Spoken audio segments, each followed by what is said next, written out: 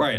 I think it's going to involve a couple of different things. I think a freezing of the battle lines, number one, akin to what we did with the Korean armistice in 1953. That way, neither side gets to say that way Ukraine gets to say we haven't surrendered our land, even though it is effectively under Russian control.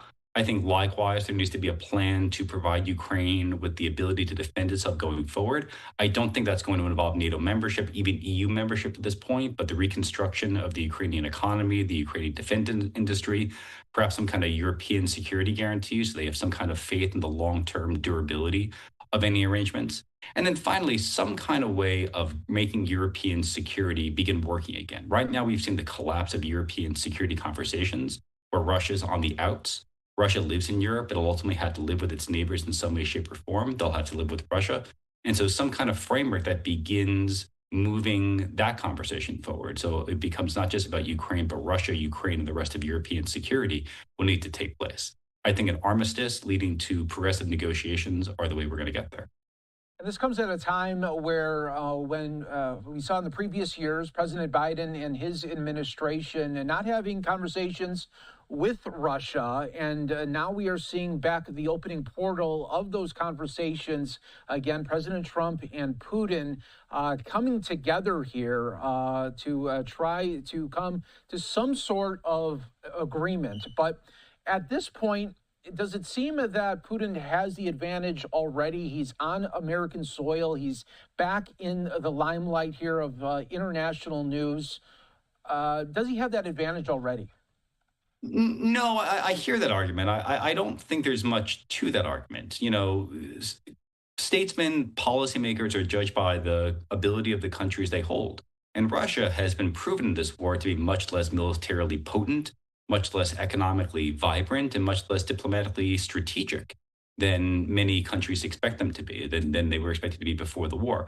The fact that he's in the United States actually could be seen almost as a supplicant coming to the United States seeking President Trump's help in ending the war versus the victory Putin saw in the opening days of the conflict. So I actually think by virtue of coming to the United States, Trump hasn't given anything up and he's put Putin in the requester seat.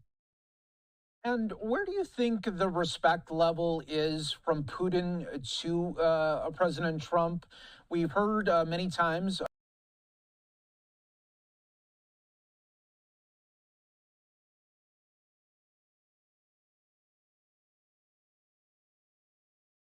You're watching Fox 35 News Plus, streaming on Fox Local. Well, good afternoon to you and welcome into Fox 35 News Plus. I'm Garrett Wymer and thanks for joining us on this Friday afternoon, live on Fox Local and on YouTube. And thank goodness it is Friday. It is 4 o'clock. The time of the work week is counting down. We are in its final minutes. And it is time for our top 4 at 4. And we're going to bring in Fox 35's Marlisa Goldsmith, who is already over here for this segment. Marlisa, we appreciate you joining us. I'm ready to go, Garrett. Great. Yes. I'm glad to hear it. A lot of news that we're tracking on this Friday, including a huge national, international story. And this is the meeting going on right now in Anchorage, Alaska, between the president of the United States and the president of Russia. Yes, President Donald Trump and President Vladimir Putin just shook hands within the hour. There's a look at them as they got off of their respective airplanes and they walked the red carpet you see right there in Alaska. Both have arrived for a critical meeting to discuss what it'll take to stop Russia's invasion of Ukraine. Now, this is the first time the two are meeting in 6 years to discuss the invasion. President Trump warned of very severe consequences for Russia if Putin doesn't agree to a deal to end the fighting. He also said that he's prepared to leave and go back home if this doesn't go the way he wants it to. Yeah, he spoke earlier and talked about some of his goals for the summit. Here's what he said on Air Force One to reporters. This is not to do with Europe. Europe's not telling me what to do. But they're going to be involved in the process, obviously, as will Zelensky. But I want to see a ceasefire rapidly. I don't know if it's going to be today, but I'm not going to be happy if it's not today. Everyone said it can't be today, but I'm just saying I want the killing to stop. I'm in this to stop the killing. We get along. There's a good respect level on both sides. And I think, something's going to come of it. I noticed he's bringing a lot of business people from Russia. And that's good. I like that because they want to do business, but they're not doing business until we get the war settled. I'm not here to negotiate for Ukraine. I'm here to get them at a table. And I think you have two sides. Look, Vladimir Putin wanted to take all of Ukraine.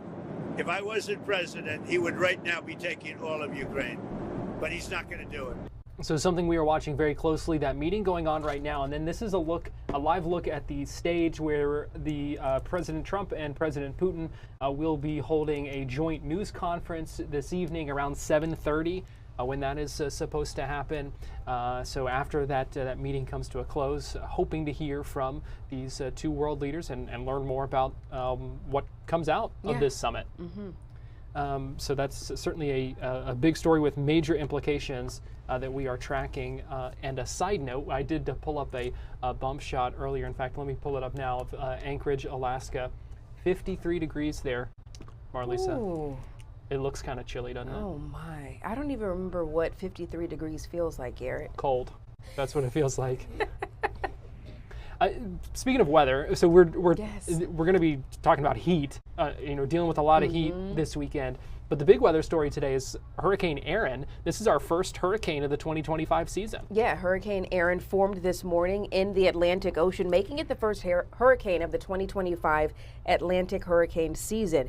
Now, it's forecast to rapidly intensify into a major hurricane over the next day or two. So if you're wondering where exactly it's east of the northern Leeward Islands, and Erin is expected to continue moving northwest over the Atlantic Ocean and remain east of Florida and the southeastern part of the United States. Yeah, and that's certainly good news. No kind of direct impacts or landfall for us here, but one of the things that we are going to need to watch out for in our area is rip currents. And we'll talk more about this with Fox 35 Storm Team meteorologist Laurel Blanchard in a little bit. And here's a live look right now of Daytona Beach from our Hard Rock Hotel camera.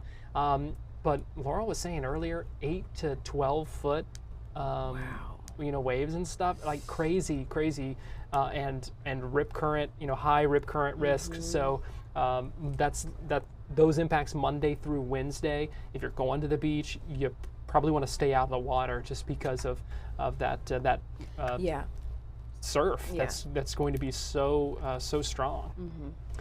Story number 3, and this was one developing story this morning where we've learned that ICE has detained 5 people after a traffic stop near Apopka High School. Yeah, so this situation that was going down this morning actually put Apopka High School on a brief secure hold Friday morning because of the police activity happening. So the school lifted its security hold after a traffic stop near campus led to several individuals fleeing from a vehicle early this morning. As you mentioned, Garrett, 5 people were taken into custody and turned over to the United States Immigration and Customs Enforcement, which is also known as ICE. But as you can imagine, some scary moments for people at the school, maybe parents who didn't know exactly what was going on, but we then later learned that it was a traffic stop involving ICE. Yeah, like you said, just a lot of uncertainty when you hear about things like that going on. Still some questions about the situation here, and I know we've been following up on this today. Hope to have some new details for you in a little bit. Yeah. And finally, it is Friday. It is kicking off a weekend, and also kicking off magical dining.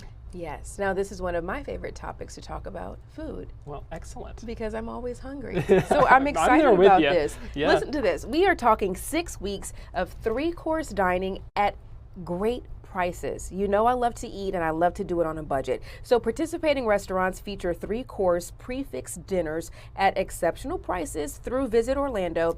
Every single meal purchase served supports deserving charities. So this is, really for a good cause. And this is actually, I don't know if you can believe this, the 20th year for this promotion.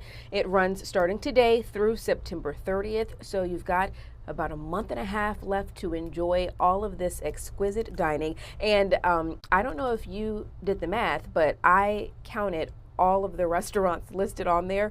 We're talking 60 restaurants on the list, from Lake Nona to Kissimmee to downtown Orlando, all the way up north to Sanford. You have so many different types of cuisine to choose from. I am ready for this. I believe it's 160. Wait, is it 160? You might want to count again. Wait, pull up the list. I'm scrolling through the list right here. No, this was a written list, not the pictures. We're not doing the Dr. Seuss picture situation here, Garrett. I counted 60. I am told This is the one right here. This is the list I looked at. Did you look at all 3 pages? Hold on. No, that's not what's online. 3 okay, pages let's here. count again. So this page is 60 for sure.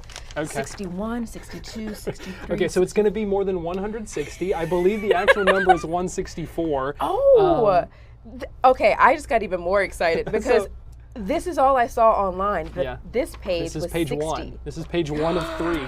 But I do love this. So I printed this off, and clearly it's a good thing I did. I printed this off because I love how it's broken down, and this is a checklist you can get on magicaldining.com. So I was scrolling through all the different items where it has the restaurants and the menu items. They also have this checklist that has all the restaurants, and it breaks it down by area. Yes. And so you can, if you live in a particular area, maybe don't want to go too far, or you're going to be in an area, or you're just looking for certain areas. So downtown, iDrive, Restaurant Row, even Winter Park or north of Orlando, Lake Mary, Sanford, Altamont Springs. So it really breaks it down and makes it handy. Also, if you would like to count the number of restaurants, this also is an easy way I'm to going do to that. finish counting when we go to Maybe break. just like make a check mark by each one that you count so you don't lose track.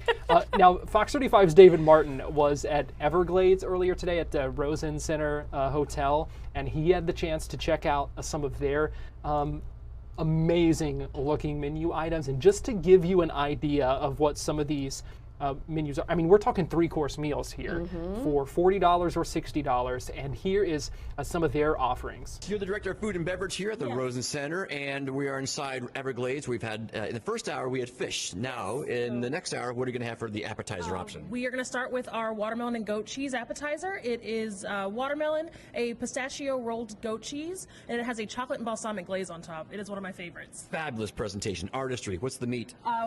It's time for the meat. We have our filet. It's a grilled Angus filet with baby vegetables, roasted fingerling potatoes, grilled onions, and then we have a Pinot Noir demi-glaze on top. Fabulous. And for dessert? We have our tiramisu martini. So traditional tiramisu. We have the lady fingers, the mascarpone cheese, with a little bit of espresso and some cocoa nibs and espresso beans on the rim, and it is delicious. This is so good. Chef Fred behind the office there making this for us. This is wonderful. By the way, this is a $60 prefix option. That is correct. 3 courses for $60. I'm over here like drooling right now. I mean, how good does that look? And that's just one of the 160 places that you could go. So many. I mean, it'd be impossible to get to all of them. Well, speak for yourself. Oh yeah, is this a? We have a month and a half. Okay. Well, then I'm going to give you this checklist, and you can report back every time you go to one, and we'll see how many of the 160 that we can cross off. Don't set your hopes too high. I am paying for daycare, Garrett, so there's that. Fair enough. Marlisa, we appreciate you joining us for our Top Board 4. Thanks, Garrett. We're going to take a quick break, and we'll be right back.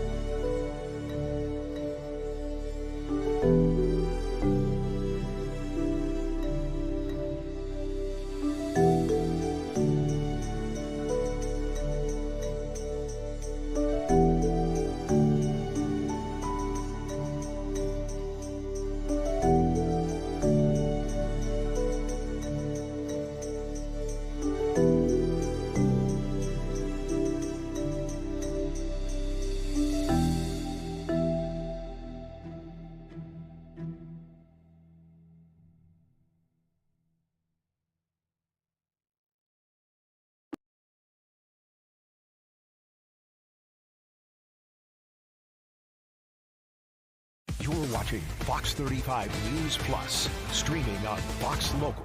Fox 35 Storm Team meteorologist Laurel Blanchard joins me now. And Laurel, I guess it had to happen at some point, but we are tracking our first hurricane of the 2025 season. Yeah, Garrett, and this is most likely going to be our first major hurricane of the 2025 season as well. Taking a look, we are tracking Erin, and this is the 2 p.m. update. At the top of the hour, we'll get another update on Erin, but this is going to be a monster of a storm. It is really just going to tap into the warm ocean water that we have across not only the central Atlantic, but closer to the East Coast as well. And this is what's going to allow this storm to blow up. Taking a closer look, we can see 75-mile-per-hour sustained winds at the moment.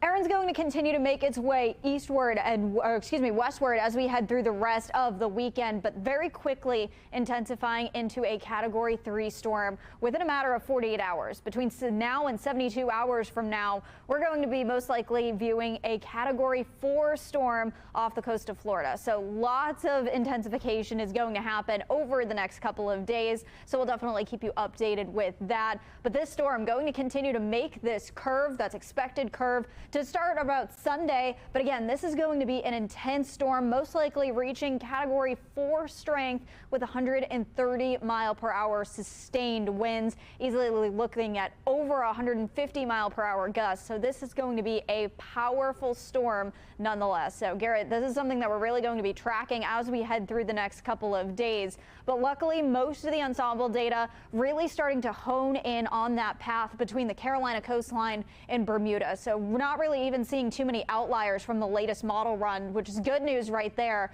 And I think the reason that's really saving us from the East Coast and any East Coast landfalls is this strong high pressure system that's almost acting as a shield, kind of pushing Erin ever so slightly just further off the East Coast. And that's what's going to allow that storm to most likely stay out to sea. However, we could still be definitely feeling those effects from this very powerful storm that's going to be a couple hundred miles off the coast. And with this Fox model right here, you can see the cone. Most of the models right now, again, bringing this in between the Carolina coastline and Bermuda. But even though this storm is going to be extremely powerful, and we're talking easily 500 miles away from about the middle of the cone right here, we are going to be feeling the effects, especially when it comes to our surf. So as we take a look, this is Monday and Tuesday. As this storm is, again, kind of parallel to Florida, just a couple hundred miles off the coast, we are going to be feeling very intense rip currents and very intense waves as we take a look from Monday until about Wednesday,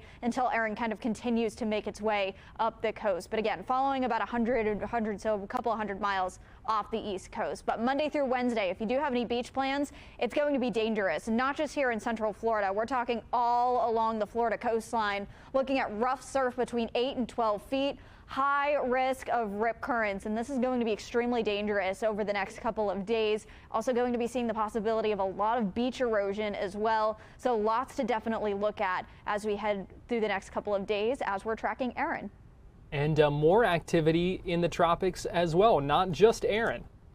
Yeah, not just Erin, but good news is that that system that we've been tracking in the southwestern Gulf has made landfall. It did not reach tropical depression or tropical storm strength, and it did make landfall in Brownsville, Texas, right around 12 o'clock right there. Flood advisories are issued across areas of southern Texas and northern Mexico, because areas especially near Corpus Christi, South Padre Island, even up towards Houston is going to be getting a lot of rain, but specifically the Brownsville area forecasted to get over 6 inches of rain as the system continues to make its way inward. So we're going to be watching that very carefully.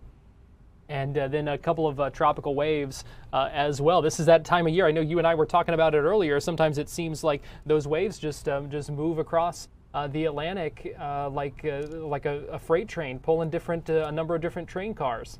Yeah, that's pretty much the pattern that we're in. We can see Erin moving into the central Atlantic, and you can see that right here within that red zone. We'll play that graphic one more time. You can see Erin continuing to make its way westward, but then behind that, we have 1, 2, and maybe even 3 tropical waves hot on Erin's heels. So this is something that we're going to be watching very closely as the system continues. Storm names, I think after we see those tropical waves slowly make their way off of Africa, we're going to be cooking through this this list. For next couple of names on the list, we have Fernan, Gabriel, Umberto, as well as Imelda coming up as the next couple of names. So as we take a look, especially a little bit later on in the season, I think things are really going to heat up, and it's going to be one name after another. So before the season does really heat up, make sure you're protecting your home. And if you are heading to the grocery store this weekend, just pick up a couple of extra things in order to top off your emergency kit before the season really starts to get crazy as we see storms one after the other.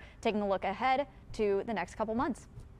And yeah, I think that's a good reminder, because sometimes I forget too. It's just so much easier just to grab something extra, every time you go to the grocery store or something. That way you're not having to stockpile it all at once or be fighting with everyone else when we do need to make sure that we have all those preparations. So good advice and a good reminder there.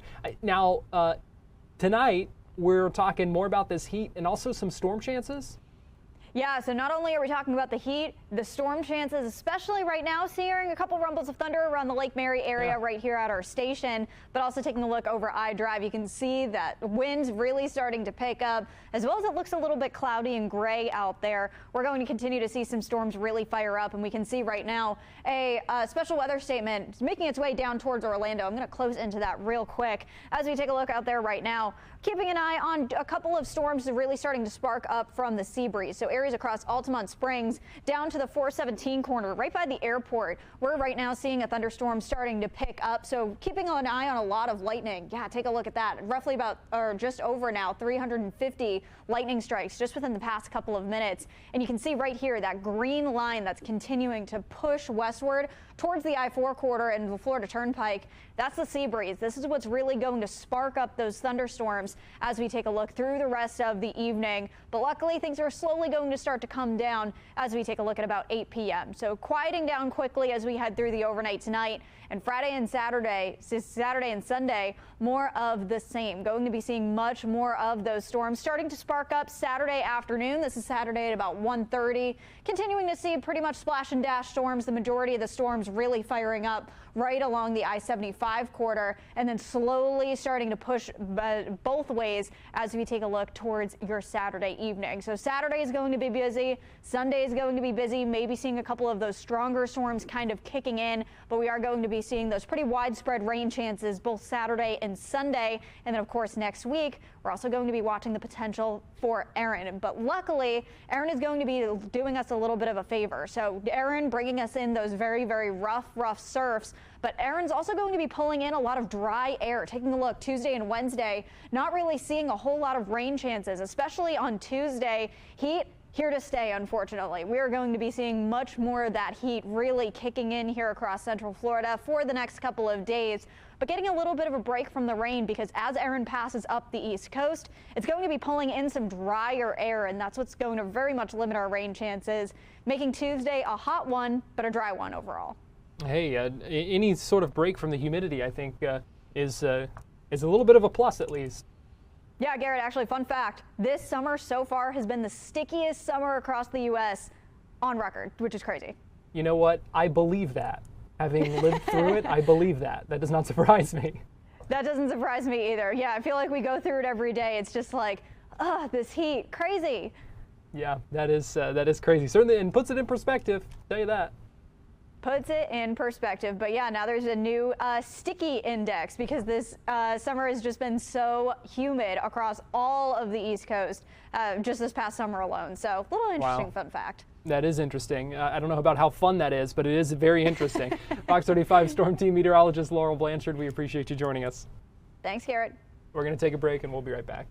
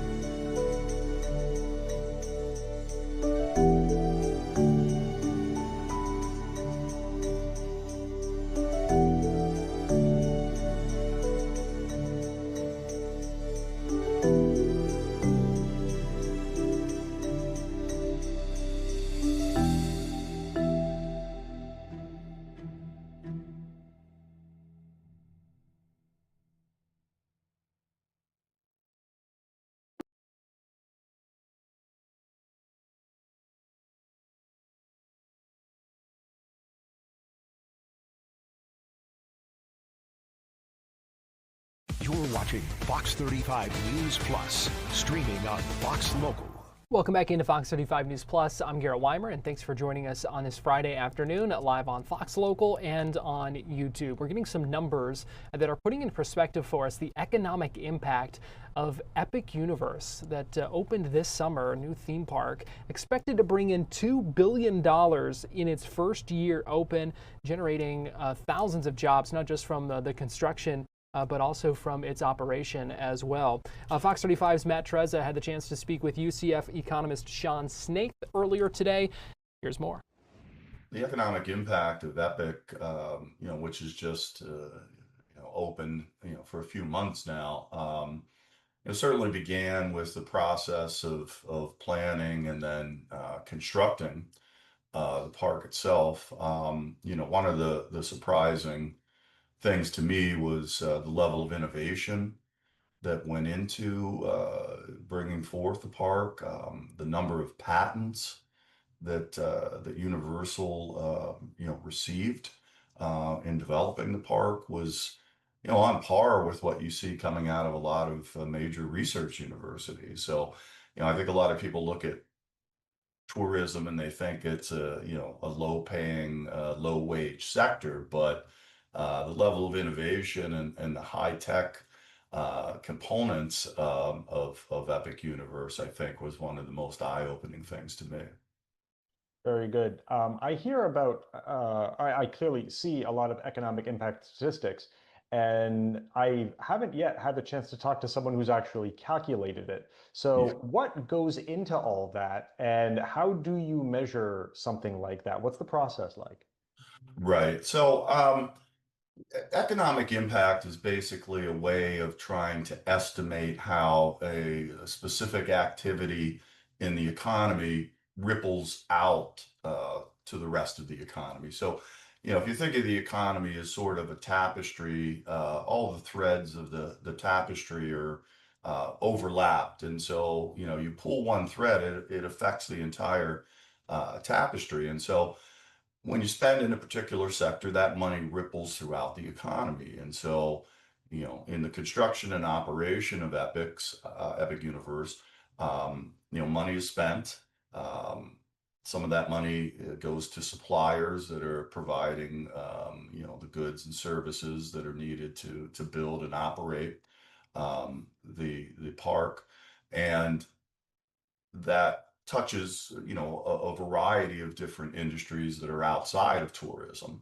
And then the third kind of element of the impact is all the employees that work, directly for Universal, all the employees that work for suppliers who are working with Universal, they get their paychecks. And, like any household, we go out to the economy and we spend them on things like healthcare and childcare, clothing, food, transportation, and so on. And so, activity in one sector of the economy really can impact virtually all sectors of the economy. And so these economic impact models try to estimate how that ripple effect plays itself out over, a different economic region. And how about the visitors? Are they calculated in as well?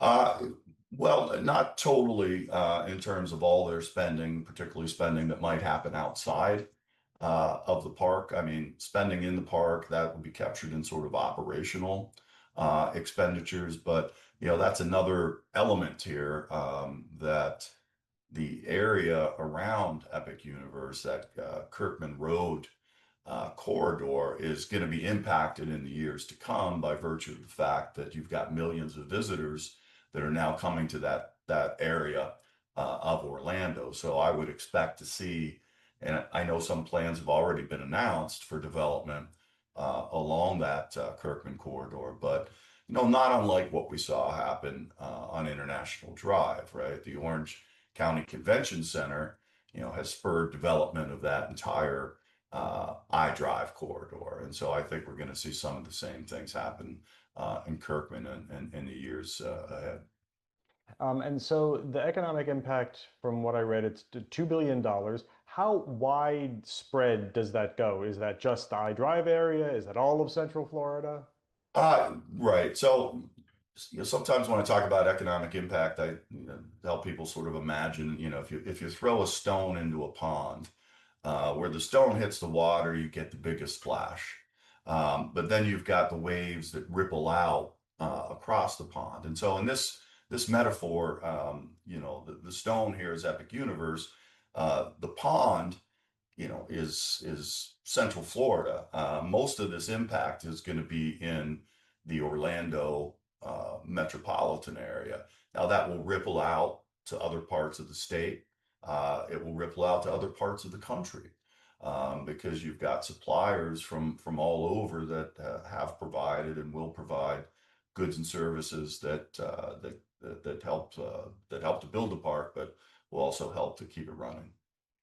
Very good. And so how important are an economic engine is, or let me put it a different way, how big of a boost will Epic Universe give to like the area? I mean, we put a number on it, but also like just what is the impact of this new park?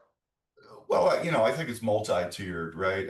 Certainly, we're going to bring in more visitors to Orlando, which is already the top destination in the country.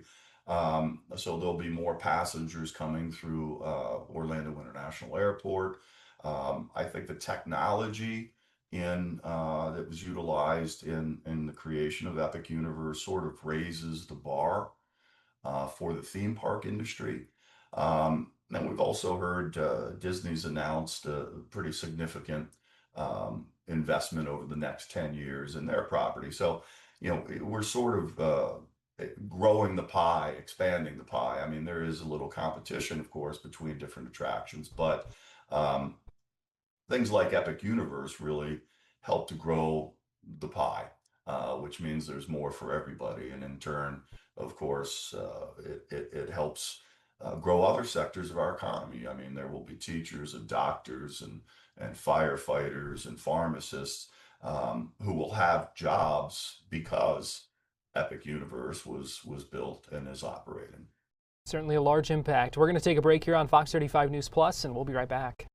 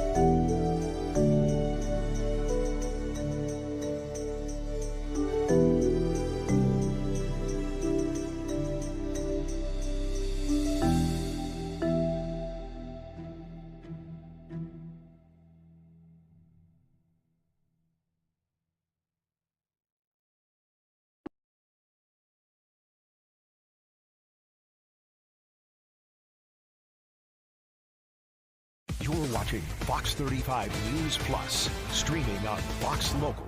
Welcome back into Fox 35 News Plus. I'm Garrett Wymer, and thanks for joining us on this Friday afternoon. It was a scary situation for a family at MCO, Orlando International Airport, when their child went into cardiac arrest and they needed help quickly. Fox 35's Marie Ettinger joins us live now via Zoom. And Marie, one of the features there at the airport that's designed to get that help to them quickly didn't work when they needed it.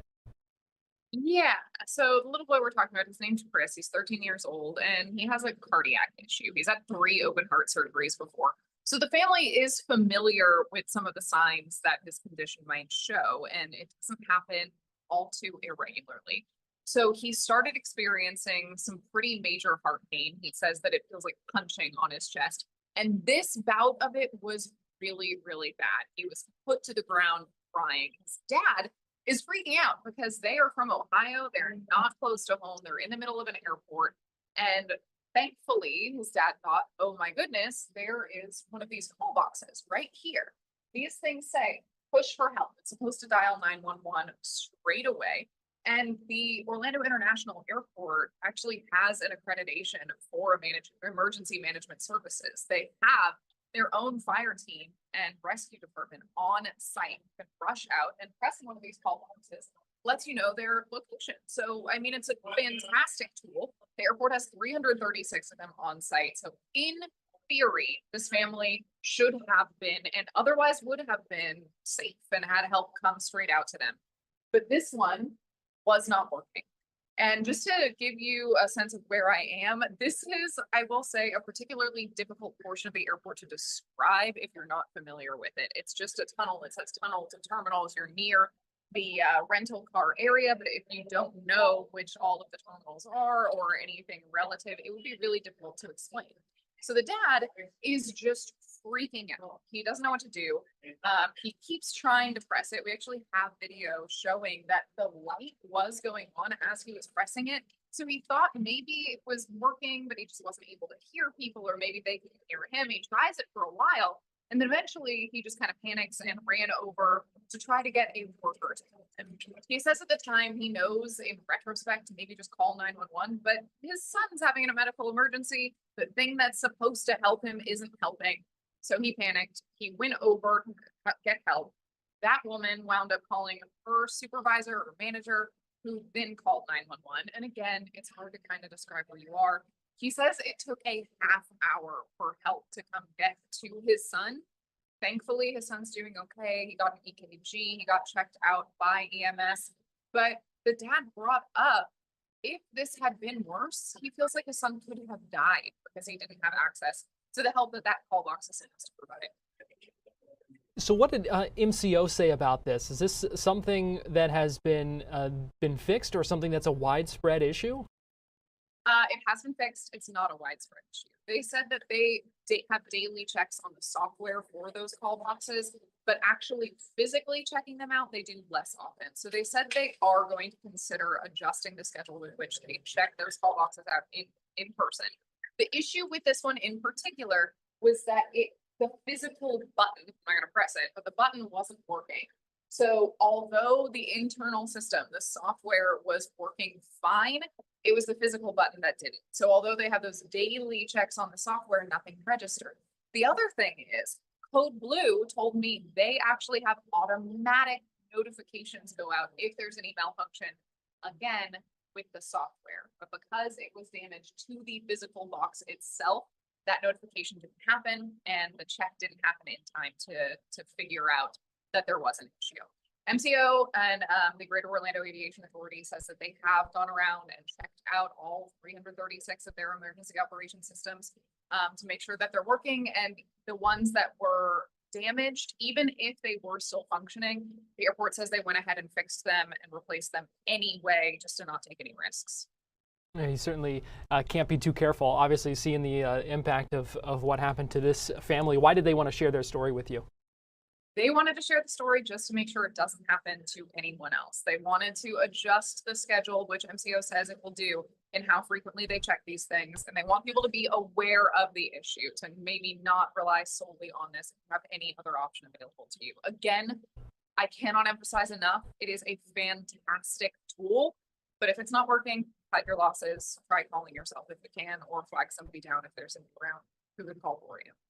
All right, Fox 35's Marie Ettinger joining us live from Orlando International Airport, and we appreciate you joining us here on Fox 35 News Plus. Thanks for having me. We're going to take a break, and we'll be right back.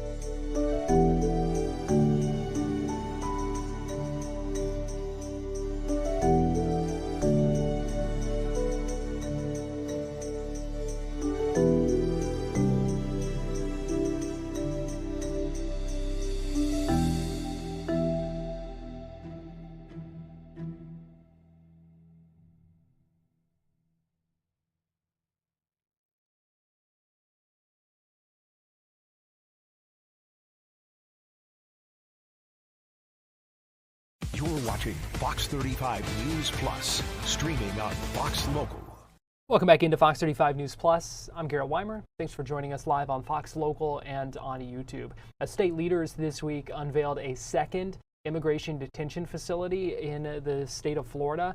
This is called the Deportation Depot, and it's being prepared and getting it up and running at Baker Correctional Institution in Sanderson. That's in Baker County, up in the Jacksonville area. And this second facility is opening or getting ready to open as legal questions still surround the state's first detention facility at Alligator Alcatraz, they're calling it, in the Everglades. A lot of legal questions about that and growing questions about the state's authority to detain federal immigration detainees. That's something I talked about with Elizabeth Ricci. She is an immigration attorney and an adjunct professor at Florida State University.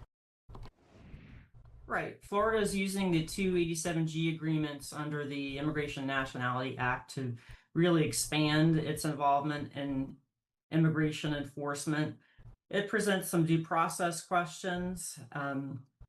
That remains to be seen how that will pan out, but there are some concerns, especially that there's not much oversight when it's a state-run facility over a federal issue. The example I keep bringing up is, let's take the emotion out of it. What if we asked your viewers if you think that Florida should be allowed to invalidate U.S. postage stamps or issue its own patents? That's essentially what Florida is doing with these detention facilities. Immigration is a federal matter that's regulated by the federal government. I'm not saying it's not a broken system, but I'm saying Florida doesn't have a place in this process, and it is for Congress to regulate. There have been a lot of questions, and we even heard some of these arguments in the federal courtroom this past week when it came to Alligator Alcatraz, and that's over kind of the jurisdictional question of the state versus the federal government. And I'm curious what sort of precedent all of this sets when it comes to other states looking at this. Well, it's a concern because Florida is using this 287G power exponentially more than other states. I believe Wyoming is the next state using it at only 11%. So Florida is becoming a leader on this issue, but whether they have the authority is really the question. And as states expand their powers to regulate federal matters, that will trickle into other areas of law and other parts of life, which is where it's going to get even more concerning and more serious. Right now, Florida Highway Patrol has the authority to interrogate any suspected alien and detain without federal oversight. So that creates some serious Fourth and Fifth Amendment concerns. And now with expedited removal being expanded, that compounds those issues by eliminating our traditional due process protections. So lots of concerns when states start getting involved in federal matters. And again, I use that example of regulating postage stamps or patents. You mentioned the legal challenges, the ongoing lawsuits against Alligator Alcatraz. Governor DeSantis was asked about the potential for legal challenges when it comes to deportation depot. He said yesterday, essentially, bring it on, saying they welcome those legal challenges and believe that even if they, kind of lose initial decisions on appeal, that they would have a leg to stand on. What do you see happening with some of these legal challenges and these ongoing lawsuits about this? Well, it's a concern because we as Florida taxpayers are going to pay the brunt of those challenges. And I think ultimately we will see that states have limited authority to regulate federal matters, and this is going to have to be ultimately decided by Congress. In the meantime, we're seeing environmental challenges with what you're referring to as Alligator Alcatraz, an intentionally dehumanizing name. The correct name is Everglades Detention Center. And those environmental concerns are because in Florida, we have the precious Florida panther. There's less than 250 of them in the wild. It will affect water quality, and it maybe even violates federal laws that protect Native American Miccosukee members' religious freedom. So it is not allowed to circumvent environmental law to attempt to enforce immigration law. Federal law is federal law is federal law. You talk about the names of these facilities, and I know you've expressed some concerns about these kind of branding tactics of them. Why is that? Well, they're intentionally dehumanizing. Deportation Depot, Alligator Alcatraz. These are catchy alliterations that are not appropriate when we're talking about people's lives. The president has said time and time again that he is after the worst of the worst, which I totally understand and support, but the data does not bear that out. The worst of the worst is not who's being put into these facilities. Less than 7% of detainees have serious criminal histories. Less than 10% have any criminal history whatsoever. So when we start using local and state resources to enforce immigration law, something that the federal government should be doing, we are taking resources away from local matters, and that is causing a concern for people, whether they're immigrants or not, because they're going to be less inclined to report crime, less inclined to go to work, less inclined to send their kids to school if they have an immigrant loved one, and that does not do any Floridian any good. Elizabeth, we've seen some heavy-handed tactics from state leaders, the governor, the attorney general, in essentially threatening leaders of some localities across the state who have pushed back against the 287G agreements or against the addendums to the 287G agreements. And I'm curious where you think the kind of legal battle there goes, and whether these localities and these local governments and officials have any chance of prevailing in this this pushback, or if state law really has them bound here. Well, it's ironic because the governor and the president are all about local control and states' rights, except when it contradicts what their position is. Local leaders have been elected locally by their constituents to do what their constituents think is important and want to be done. And when that is in contradiction to what the governor or the president likes, then all of a sudden we want to remove those people from office. Constituents elect people for a reason, and those people should be able to carry out what their constituents want, whether it's pro-immigration, anti-immigration, whatever. That's what they were elected to do. And we can't pick and choose who gets to stay in office based on a governor or a president's particular position if they're not violating the law. But do you think these cities and counties that are challenging this have a chance to win those challenges against this? Sure, I think they have a chance, but at what expense? At what actual financial expense, and what career and other expense remains to be seen. People are going to be much less inclined, which is of course intentional. It's a chilling effect to challenge the government, the state or federal government, if they oppose their viewpoints. And we are a country that is based on a diversity of viewpoints. It is not healthy in a government to have only one viewpoint. And this is a very dangerous and slippery slope we're going down when we only want one side of an issue to be heard. We're going to take a break here on Fox 35 News Plus, but we'll be right back.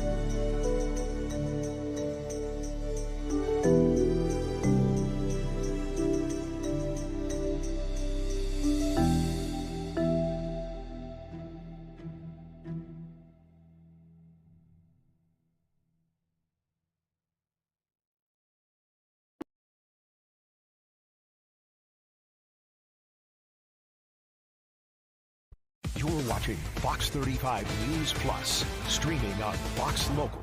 Welcome back into Fox 35 News Plus, and here is a live look at Kia Center, home of the Orlando Magic. You can see it is raining in downtown Orlando right now as traffic moves along I-4. See those raindrops falling on this Friday afternoon. Yesterday we got the first look at the schedule for the Orlando Magic for the upcoming NBA season. And we wanted to find out what are some of the games that we should circle on our calendar. What are the big games that we need to watch for this upcoming season? So we turned to independent reporter Sean Green, who broke down the top games that we need to prepare for the Magic this season. Yeah, really, I always look at national TV games, right? That's something that we started to look at over the last couple years is, are the Magic going to be relevant on national television? And I think this season, I think they have 14 national television games, which is huge. I think it helps that now it's going to be kind of that NBC Peacock type deal where they'll have ESPN. There's more opportunities to be on national TV. Last year was the NBA TV. And even though that's a national TV game, it doesn't necessarily count. So I think the first thing we noticed is that. Then you kind of look at road trips where does the West Coast road trip come? It comes kind of in the middle of the year in December. So I think you start looking at that, and that's when you can determine, okay, are the Magic going to be relevant in the league this year, which it kind of seems like they are? And then where are going to be those tough stretches where the Magic are really going to need to lock in to pull out some tough W's? Season opener against the Miami Heat, October 22nd. What are you watching for when the Magic tip off the season? Yeah, it's a big one. The Magic have won the Southeast Division the last 2 years, and playing the Miami Heat, first game, we always love when it happens, right? Because when the Magic play the Miami Heat on opening night, listen, Kia Center always is rocking. It's the in-state division rival. The Magic have kind of taken the reins of the state a little bit, so that's definitely going to be a game where just you could see the brand new team. It's the first time we're going to see, besides the preseason, it's the first time we're really going to see this team, and I think that's where the excitement builds, and it's against your in-state rival, so that's massive. Then an interesting stretch at the beginning of November, playing at the Atlanta Hawks and then back-to-back home games against the Celtics. Yeah, the Hawks is a big one, and I think a lot of people, listen, it is the first national television game. That's why I have it kind of put there, because at the end of the day, the Magic have not been good on national TV over the last couple of years. They do not have a good record on national TV. This is the year where you need to come out of the gate and show the NBA audience that you're for real. And the Hawks did a lot in the offseason to really kind of take a next step. And the Magic are going to need to prove that they are the better team of the two. And their first opportunity is then. And you mentioned the Celtics having that back-to-back. Nobody's really thinking the Celtics are going to do anything. Their best player is out. They traded away two of their better players this offseason. So that's, again, going to be a chance to, if you can go in and give the Celtics 2 losses, they're not supposed to be competing this year. But if you can kind of just assert your dominance a little bit in those 3 games, that'd be massive. It would certainly make a statement. Now let's talk a little bit bigger picture here for a second before we dive back in and about those national TV games, because the Magic have quite a few this year, but you mentioned how they don't typically perform very well under that spotlight. No, they don't. It's been kind of the thing over the last couple of years that they get their opportunities. And listen, the NBA doesn't want to put the Magic on national TV until kind of now. They have some stars that they want to push out, but you have to go prove it. And when the Magic go on national TV over the last couple of years, they've proven that they haven't lived up to that hype, unless it's in the playoffs. That series against the Cavs, they beat the Cavs last year on national TV. I think the Cavs were on a 17-game win streak, and they broke that. But besides that, they have not been good on national TV. So I think this season specifically, everybody in the NBA is talking about you being a potential finals contender, potentially being a player in the East. You need to go on national TV and get people excited to watch your games. That's why Oklahoma City got so popular, is because they got on national television and they beat the teams who they got put up against on that stage. So the Magic really need to prove themselves when they get those opportunities. And they are going to have some opportunities, including January 15th, the first ever NBA game in Berlin. Yeah, this one's exciting. I put that specifically because I think that's going to be a game that anybody is going to want to watch. It's obviously Franz and Mo Wagner going back to Germany, playing a game in Germany. I think that's massive. You have Desmond Bane facing his former team, KCP, facing the Magic. So there's so many storylines with that game, and I just think the crowd is going to be crazy. It's going to be electric, and there's going to be a bunch of Magic fans in that crowd. So I think the NBA is really banking on the Magic for a lot of their European assets. They are pushing the Magic. That was our conversation with Sean Green. You can find that full talk right now on Fox Local. We're going to get ready to take a break here on Fox 35 News Plus. We'll be right back with you at 5 o'clock.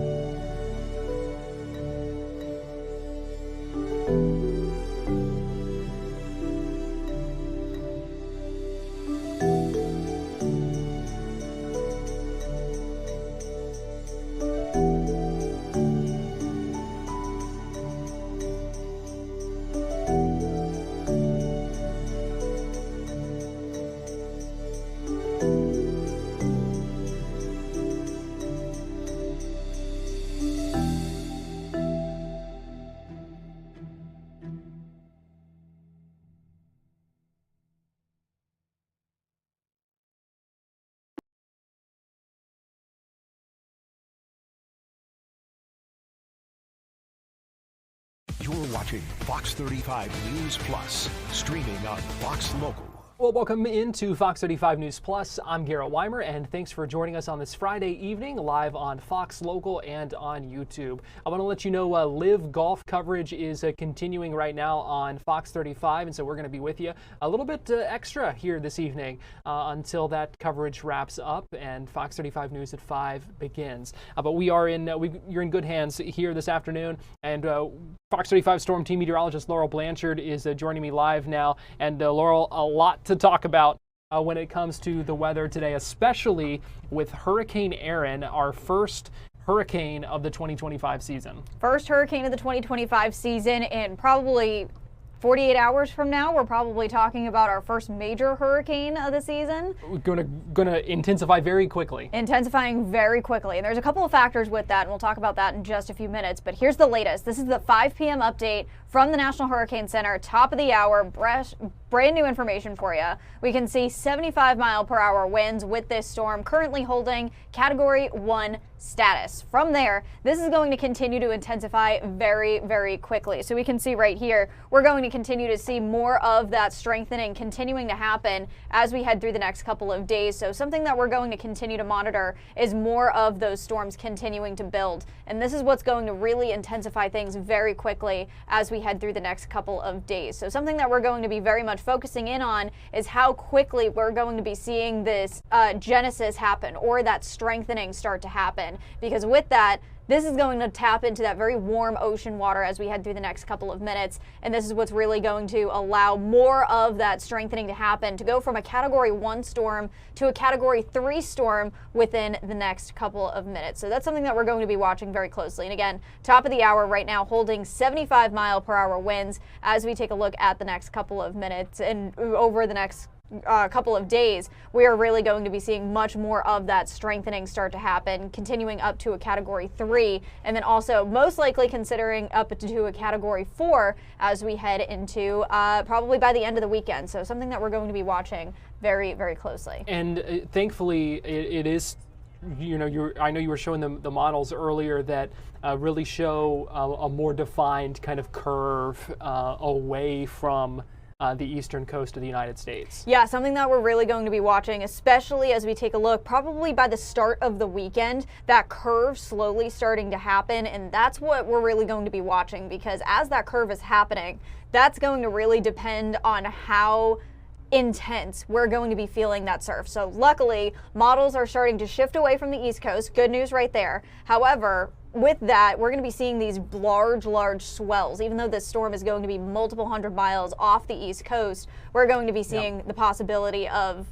8-12-foot waves here across Central Florida. And that's something we're certainly going to have to be on the watch for. Well, Fox 35 Storm Team meteorologist Laurel Blanchard, we appreciate you joining us with that update. Thanks, we're going to go ahead and send things out to Studio A for the start of Fox 35 News at 5, which begins in about 10 seconds right here on Fox Local. So thanks for joining us. Have a great weekend.